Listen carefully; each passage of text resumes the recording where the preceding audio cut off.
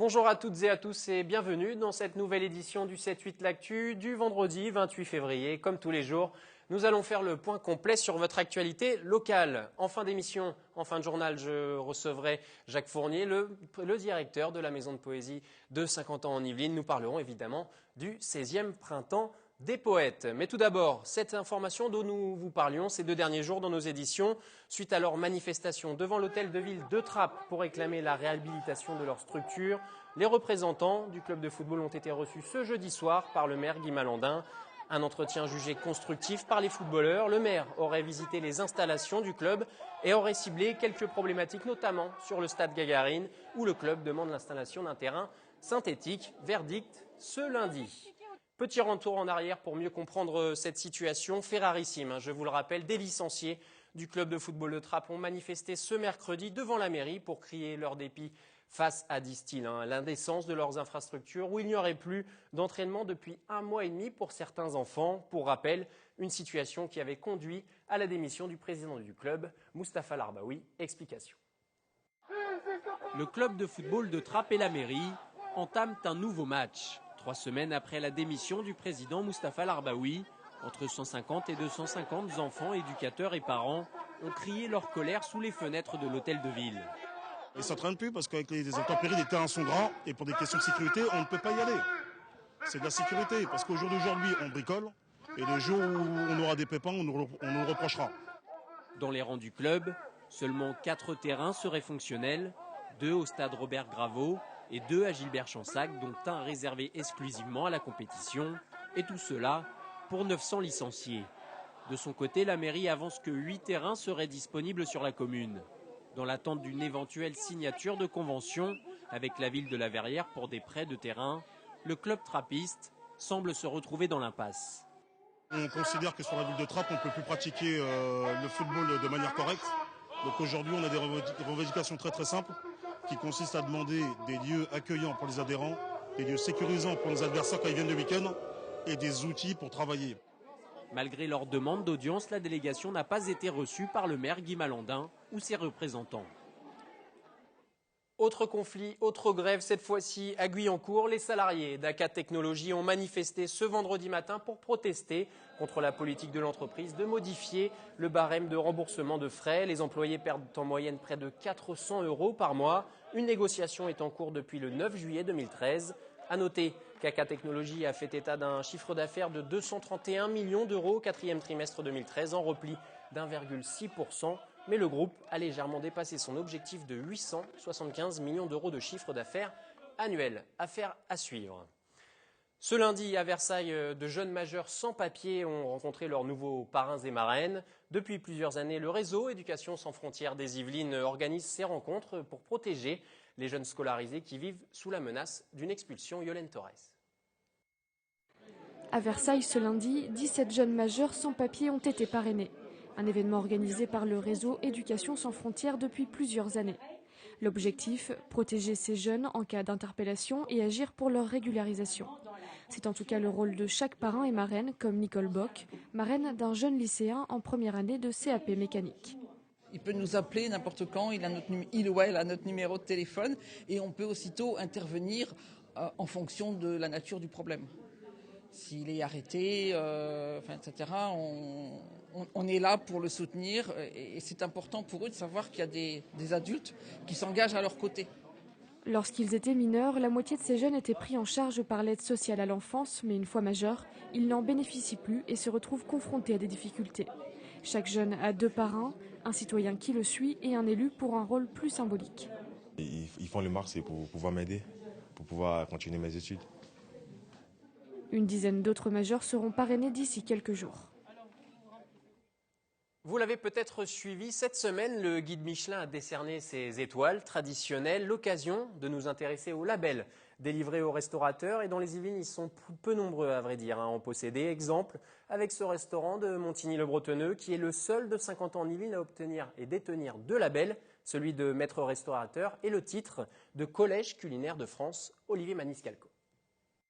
2e label de qualité pour le restaurant La Fontaine à Montigny.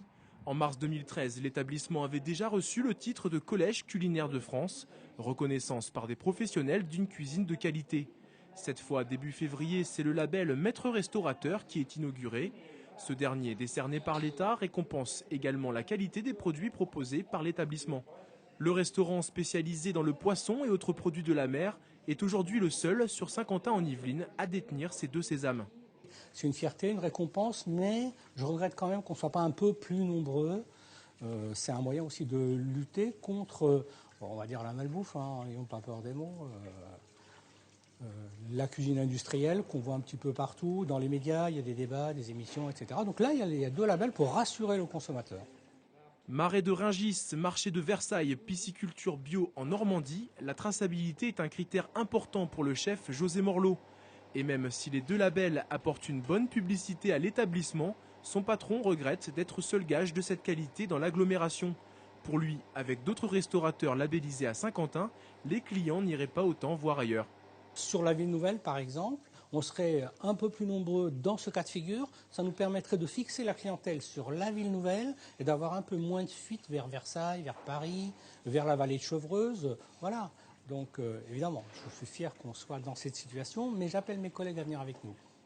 Des collègues restaurateurs souvent mal informés sur ce type de label. Pourtant, le titre de maître restaurateur peut permettre un crédit d'impôt allant jusqu'à 15 000 €. Dans les Yvelines, seuls 27 établissements sur 1000 restaurants l'ont obtenu. Je vous en parlais en titre de ce journal. Le 3 mars prochain sera donné le départ du 16e Printemps des Poètes à la Maison de la Poésie de Saint-Quentin-en-Yvelines. Un événement évidemment attendu par tous les passionnés d'art. Et pour en parler, évidemment, le directeur de la Maison de la Poésie, Jacques Fournier, est présent sur ce plateau. Bonjour à vous. Bonjour. Merci de nous rejoindre. Tout Merci d'abord, de nous accueillir. cette année, le thème, c'est la poésie au cœur des arts. Dites-nous-en un petit peu plus. Alors ça, c'est un thème national. C'est tous les ans le Printemps des Poètes. Donc l'association propose un thème. On suit ou on ne suit pas. Nous, c'est ce qu'on fait toute l'année depuis 12 ans. C'est-à-dire qu'on fait en sorte que la poésie soit associée à d'autres formes de création, la plupart du temps. Musique, danse, théâtre, exposition, sculpture, peinture, etc. Donc pour nous, c'est vraiment un thème fédérateur. C'est-à-dire que ça permet à la fois de toucher les gens qui viennent pour entendre des poèmes, des textes dits par des comédiens ou des poètes, et d'autres personnes qui viennent plus pour la partie non poétique, c'est-à-dire toute la partie complémentaire, supplémentaire, qui vient, qui s'associe. Donc là, on va proposer une grande soirée autour de danse et poésie, qui s'appelle Danser les mots, avec 3 courts spectacles de une demi-heure, 45 minutes chacun, dans la même soirée. Donc on aura à la fois des gens passionnés par la danse et des gens passionnés par la poésie. Donc ça permet cette combinaison-là. Ce Printemps des Poètes, c'est l'occasion pour un petit peu les amateurs et puis aussi les non-initiés de découvrir toutes les formes de création. C'est un peu ça aussi ? On essaye, oui. C'est-à-dire qu'on essaye de proposer, d'ouvrir le champ le plus large possible, tout en restant dans une qualité d'écriture. On a une grande exigence à ce niveau-là, mais le champ est très ouvert. C'est-à-dire entre un Charles Penquin qui va venir avec le danseur Dominique Gégou, qui est un poète de la performance, de l'oralité dans la puissance, et une Jacqueline Persini-Panorias qui viendra animer un atelier d'écriture à la médiathèque Jacques Brel et dont les textes seront mis en voix par le théâtre de la Cavale, où on est dans une écriture qui est plus de l'intime, plus proche de l'image que les gens ont peut-être de la poésie. Voilà, on essaye de jouer sur ce spectre-là auprès du public pour lui montrer que la poésie, elle est faite pour tous et elle est accessible à tous.